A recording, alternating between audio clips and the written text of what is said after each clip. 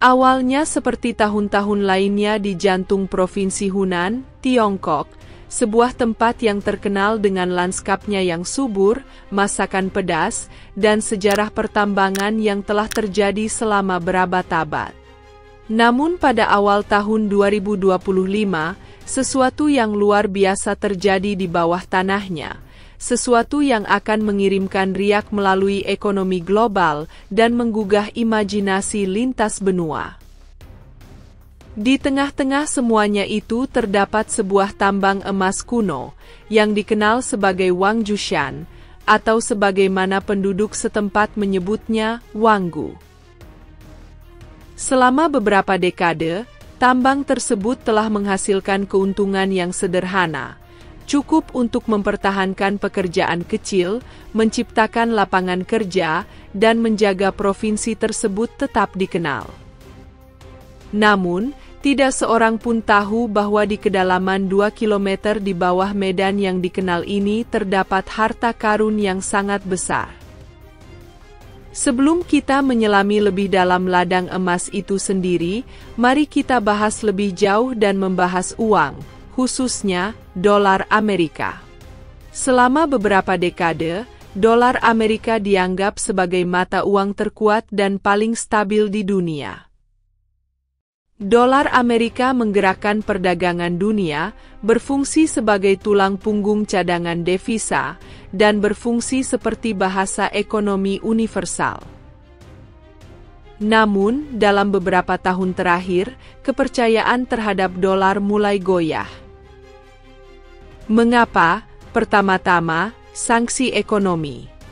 Ingat apa yang terjadi pada Rusia, Barat membekukan cadangan dolarnya selama konflik Ukraina. Langkah berani itu mengirimkan pesan yang jelas kepada kekuatan dunia lainnya. Bahkan uang Anda tidak aman jika disimpan dalam sistem yang dikendalikan Amerika. Tentu saja, negara-negara seperti Tiongkok dan India mulai berpikir secara berbeda. Bagaimana jika mereka menjadi sasaran berikutnya? Bagaimana jika ketegangan memanas dengan Amerika? Apakah cadangan dolar yang mereka peroleh dengan susah payah akan lenyap begitu saja dengan adanya sanksi? Maka dimulailah peralihan yang tenang namun dahsyat dari dolar ke emas. Emas, bagaimanapun juga, bersifat abadi. Emas tidak terkorosi, dan telah menjadi simbol utama kekayaan dan keamanan selama ribuan tahun. Dan ketika ketidakpastian meningkat, daya tariknya pun meningkat. Tiongkok, negara yang tidak hanya berpikir dalam hitungan tahun, tetapi juga dalam hitungan abad. Sementara dunia berdebat tentang inflasi, pemilihan umum, dan PHK, Tiongkok justru menggali, di ladang emas Wanggu, para ahli geologi telah memperhatikan formasi geologi yang tidak biasa. Setelah serangkaian pemindaian seismik dan pengeboran eksplorasi, mereka menemukan apa yang digambarkan sebagai hadiah emas.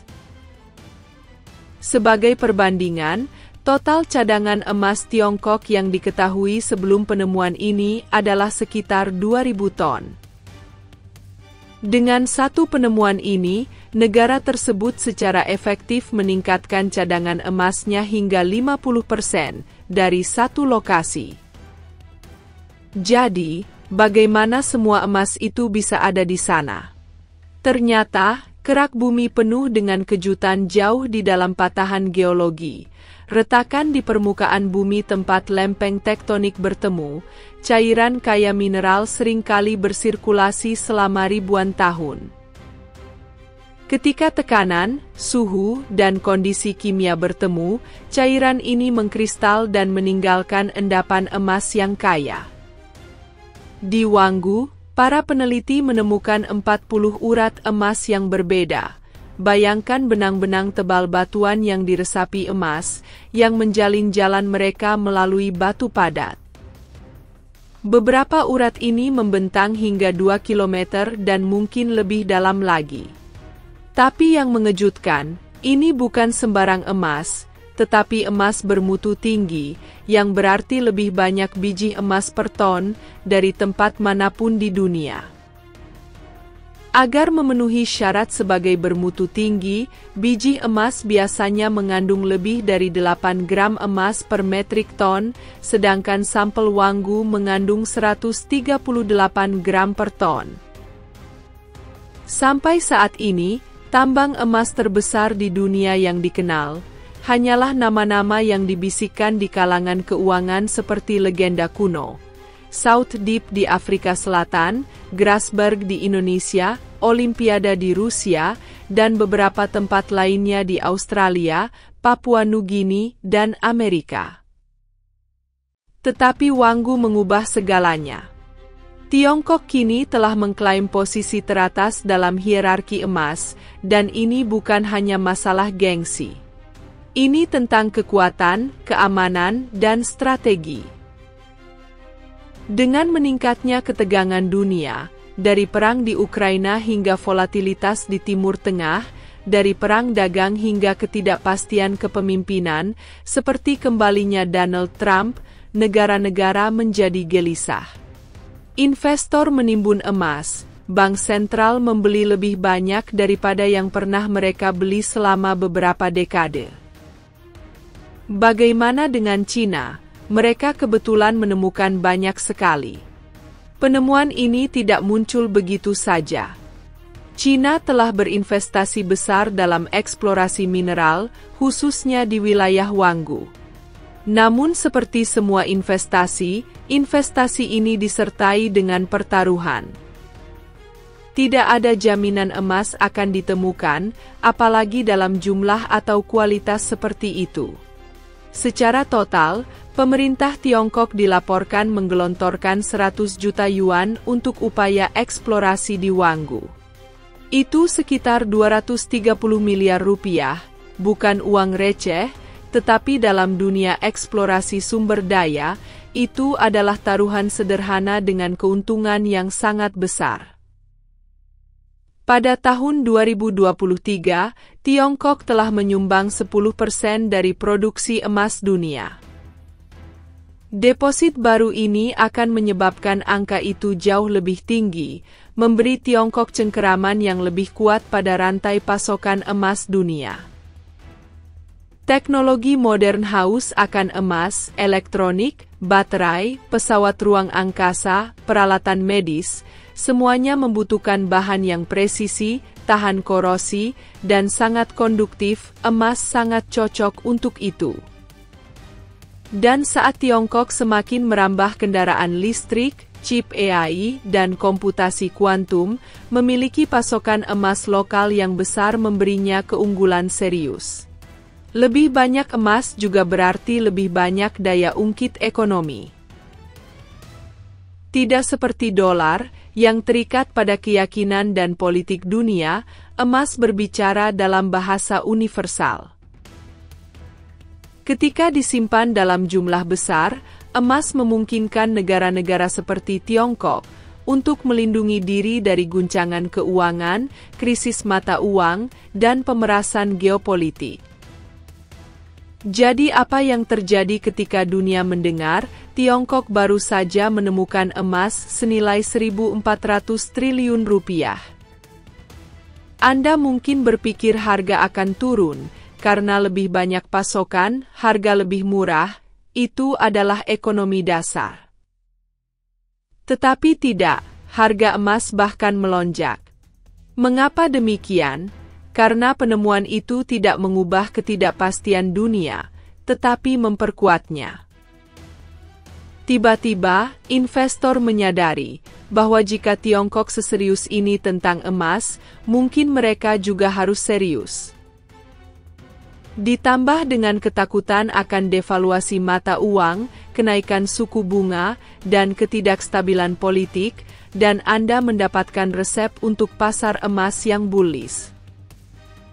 Pada suatu saat, harga emas di India, yang permintaan emasnya dikaitkan dengan pernikahan dan festival, melonjak hingga hampir 19 juta rupiah untuk 10 gram. Bahkan dengan harga baru ini, orang-orang membeli, bukan menjual. Penemuan Wanggu menandai lebih dari sekedar tonggak sejarah pertambangan. Penemuan ini melambangkan dimulainya era ekonomi baru, kedaulatan sumber daya. Pada abad ke-20, semuanya tentang minyak. Siapapun yang mengendalikan jaringan pipa minyak, mengendalikan ekonomi, namun pada abad ke-21, semuanya berubah sekarang, semuanya tentang litium, tanah jarang, tembaga, dan emas. Kebangkitan Tiongkok di bidang ini bukanlah suatu kebetulan. Dari investasi pertambangan di Afrika hingga transfer teknologi di Asia Tenggara, Tiongkok telah memainkan permainan yang panjang dan penuh kesabaran. Dan dengan Wanggu, permainannya menjadi jauh lebih menarik. Bagi negara-negara yang masih bergantung pada dolar mereka, penemuan ini seharusnya menjadi peringatan. Dunia sedang berubah. Jika Tiongkok dapat mengalihkan sebagian fondasi ekonominya dari dolar ke emas, negara lain akan mengikutinya. Ambil contoh India, yang telah meningkatkan pembelian emasnya, dan bank-bank Eropa juga melakukan hal yang sama. Emas tampaknya kembali, bukan hanya sebagai komoditas, tetapi sebagai strategi. Ladang Wanggu masih dieksplorasi. Seiring pengeboran yang dilakukan lebih dalam dan peningkatan teknologi, lebih banyak urat dapat ditemukan, lebih banyak emas yang diekstraksi, dan lebih banyak rahasia yang terungkap. Penemuan ini telah membentuk kembali ekonomi regional, menarik para insinyur, penambang, dan teknolog dari seluruh negeri. Infrastruktur sedang berkembang pesat, jalan sedang dibangun, kota-kota baru bermunculan di dekat lokasi penggalian. Ini bukan lagi tentang harta karun, ini tentang transformasi kota yang tenang di Hunan, berubah menjadi epicentrum revolusi emas dunia. Pada akhirnya, kisah Wanggu bukan hanya tentang emas. Ini tentang pandangan ke depan, ketahanan, dan perubahan paradigma. Ini tentang bagaimana sebuah negara menghadapi dunia yang penuh ketidakpastian dan memutuskan untuk menggali. Dan saat matahari terbenam di atas perbukitan berkabut Hunan, jauh di bawah bumi, harta karun terkaya di dunia menanti. Tidak hanya bagi para penambang, tetapi bagi mereka yang memahami bahwa di dunia yang tidak dapat diprediksi, beberapa hal masih bersinar selamanya.